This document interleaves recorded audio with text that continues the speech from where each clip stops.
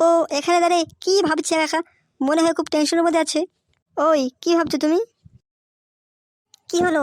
এখানে একা একা দাঁড়িয়ে কি ভাবছো? ভাবছি না, আমার ভাগ্নের কথা, ফুটোর কথা খুব মনে পড়ছে। তারপর ও দিদি মানে আমার বোন কেমন আছে, অনেকদিন ধরে দেখা না তো, ওদের দেখতে খুব ইচ্ছে করছে। ও এই কথা, তোমার ভাগ্নে ফুটোকে তুমি দেখে যাও, কোনো ব্যাপার না।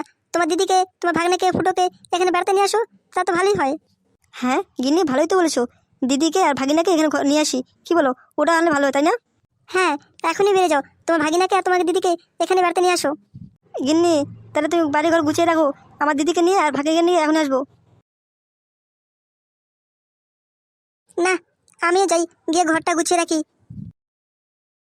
কত বেলা হয়ে গেল, এখনো ফুটো আসলো না খেতে, ওর বাবা খেতে আসলো না। কি যে কর না ওরা, না খাই কি থাকা যায়? খেতে এবার যে যে খুশি যা। ওদের জন্য যে আমিও না খাই থাকি, ওরা কি বোঝে না নাকি? ওদের কিভাবে বুঝাই?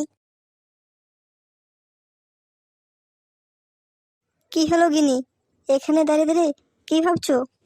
কি আর ভাববো বলো, আমার কি ভাবা শেষ আছে? কখন গেছো কাজে, না খেয়ে গেলে হয়? তারপর তোমার ফুটো এখনো খাইনি, খেয়ে দিয়ে খেলে যাক, না খেয়ে গেলে হয়? হ্যাঁ, আমারও খিদে পেয়ে গেছে। কি রান্না করছো? কি আর রান্না করবো, ডাল ভাত আলু সিদ্ধ রান্না করছি। এতে কি হবে তোমার? না মাংস রান্না করবো। থাক, এখন আর মাংস লাগবে না, এমনিতে যে টানা চলছে। তবে মাংস হলে ভালো হয়, কারণ ফুটোর খেতে খুব পছন্দ তো। কিন্তু কি করি বলো, আমাদের তো অত টাকা পয়সা নেই, সপ্তাহে দুদিন করে মাংস খাবো, তাই না? সে যাই হোক, তুমি কি এখন ভাত খাবে, না ফুটো আসলে পরে খাবে? আমাকে খেতে দাও, আমার খিদে পেয়ে গেছে, কারণ আমাকে কাজ যেতে হবে তো। ফুটো আসলে পরে ফুটোকে খেতে দিও। দিদি, ও দিদি, বাড়ি আছো নাকি?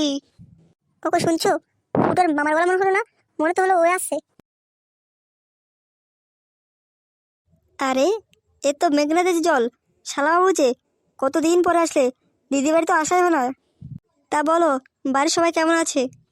বাড়ির সবাই ভালো আছে, তোমাদের কথা আমার মনে পড়ে, তাই তোমাদের দেখতে আসলাম। তোমরা কেমন আছো? আর আমার ছোট ভাগিনা ফুটো কোথায়? ফুটো স্কুল তো বন্ধ, তাই পাড়ায় খেলতে গেছে, এখনই চলে আসবে। দাদা, তুমি কতদিন পরে আসলে, তোমাকে কবে থেকে দেখি না, তোমার দেখতে মনে খুব চাইছিল। চলো ভেতরে চলো সবাই, ভাত বেড়ে দিয়ে ভাত খেয়ে নেবা। আরে মামা যে, কেমন আছো মামা? আর আমার লজেস কোথায়? লজেস নিয়ে এসেছো আমার জন্য? আরে ভাগনা যে, লে হালুয়া। আমার সত্যি মামা, লজ আনতে মনে নেই, কিছু মনে করো না মামা, লজটা আনতে পারিনি, ঠিক আছে। আজকে তোমার জন্য ভালো খবর নিয়ে এসেছি। জানবু, আমি চাইছি তোমার বাড়ির সবাই চলো আমাদের বাড়িতে, কদিন ঘুরে আসবা, গেলে আমার মনটা খুব ভালো লাগবে। কি যে বলিস শালাবু, আমার এখন কাজে খুব চাপ, আমি যেতে পারবো না। দেখো ফুটো আর তোমার দিদি যায় নাকি? দিদি, তুমি যাবে তো আমার সাথে বাবার বাড়িতে? হ্যাঁ, আমি যাব, আমি যাবো না কেন? এই ফুটো, তুই কি তোর মা বাড়িতে বেড়াতে যাবি? না মা, সামনে আমার স্কুল খুলে পরীক্ষা, এখন আমি বেড়াতে যেতে পারবো না। তোমরা যাও ঘুরে আসো। শালাবু, তুমি তোমার দিদিকে নিয়ে যাও ভালো, কিন্তু তোমার দিদিকে ভালো করে খেয়াল রাখবা, তোমার দিদির শরীর খুব খারাপ। হ্যাঁ হ্যাঁ, আমি বুঝতে পারছি, কোনো সমস্যা হবে না। যতদিন বাচ্চা কাচ্চা বড় না হবে, ততদিন ও আমাদের বাড়িতে থাকবে, এই নিয়ে তুমি চিন্তা করবে না। জানবু, একটা কথা ছিল, রাখবে তুমি? হ্যাঁ বলো, কি বলবে? বলছি কি, দিদির ঘরে ছেলেই হোক বাবাই হোক, তাই কিন্তু আমার বাড়িতে থেকে মানুষ করব।